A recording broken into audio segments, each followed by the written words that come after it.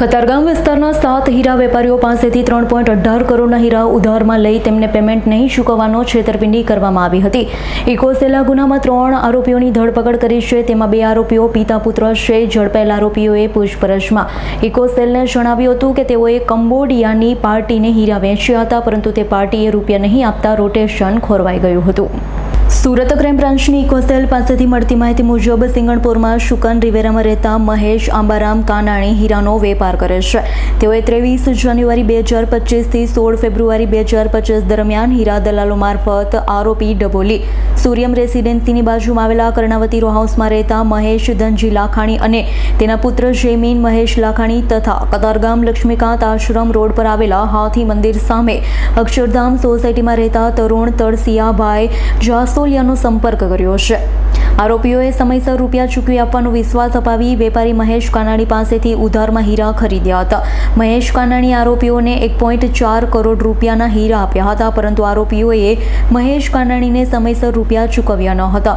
મહેશ કાનાણીએ માર્કેટમાં તપાસ કરતા ખબર પડી કે આરોપીઓને અન્ય વેપારીઓ પાસેથી ઉધારમાં 2.14 કરોડ રૂપિયાના હીરા ઉધારમાં ખરીદી તેમને પણ રૂપિયા ચૂકવ્યા ન હતા. મહેશ કાનાણીએ 3 આરોપી વિરુદ્ધ ક્રાઇમ બ્રાન્ચમાં છેતરપિંડીની ફરિયાદ નોંધાવી છે. ફરિયાદના આધારે ક્રાઇમ બ્રાન્ચની ઇકોસેલે 3 આરોપીઓની ધરપકડ કરી છે. આરોપી મહેશ ધનજી લાખાણી અને જયમીન મહેશ લાખાણી પિતા પુત્ર છે. આરોપીઓએ પોલીસને કહ્યું કે કંબોડિયાની પાર્ટીએ રૂપિયા ન આપતા રોટેશન ખોરવાયું હતું. હાલ તો ઇકોસેલે 3 ઠોગોની ધરપકડ કરી વધુ તપાસ હાથ ધરી છે.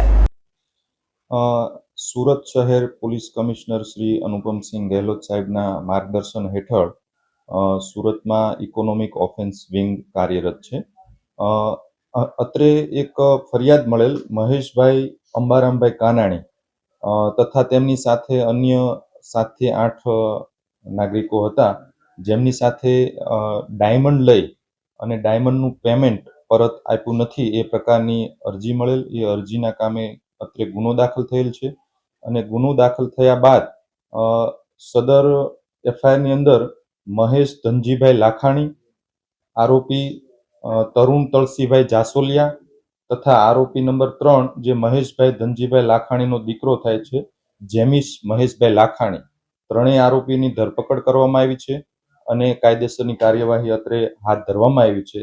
આ ફરિયાદની અંદર કુલ 1238 કેરેટ હીરાનો માલ આ 3 ત્રિપુટીઓ લઈ અને વેપારીઓ જે છે બજારના વેપારીઓ સાથે નાણાં પરત આપી નહીં અને ચીટિંગ કરેલ છે, જે બાબતે ગુનો દાખલ કરેલ છે અને આરોપીની ધરપકડ કરવામાં આવેલી છે. આરોપીઓ કઈ રીતે આ સમગ્ર છેતરપિંડીની અંજામ આપ્યો હતો? આરોપીમાં જે મહેશ જે છે એ બજારની અંદર ખૂબ સારું નામ ધરાવે છે અને દલાલીનો ધંધો કરે છે. એટલે બજારની અંદર જે વેપારીઓ હોય એ એમનો સરળતાથી વિશ્વાસ જીતી અને એમની સાથેના અન્ય 2 આરોપીઓ છે એમને માલ બતાવી અને ચિઠ્ઠી ઉપર જાંગડો ઉપર સહી કરી અને વિશ્વાસ કેળવી અને ઘણા બધા વ્યક્તિઓનું ચીટિંગ કરેલ છે. આ સિવાય પણ અત્રે જે ફરિયાદ મળેલી છે એના સિવાય પણ કોઈ વ્યક્તિઓ સાથે આ ત્રિપુટીઓ દ્વારા કોઈ પણ પ્રકારનું છેતરપિંડી કરવામાં આવી હોય તો અત્રે આવી અને પોતાનું નિવેદન આપી પોતાની ફરિયાદ આપી શકે છે, જે બાબતે પણ જરૂરી કાયદેસરની કાર્યવાહી હાથ ધરવામાં આવશે. કેટલા સમયથી હીરા દલાલીનું કામ કરતા હતા?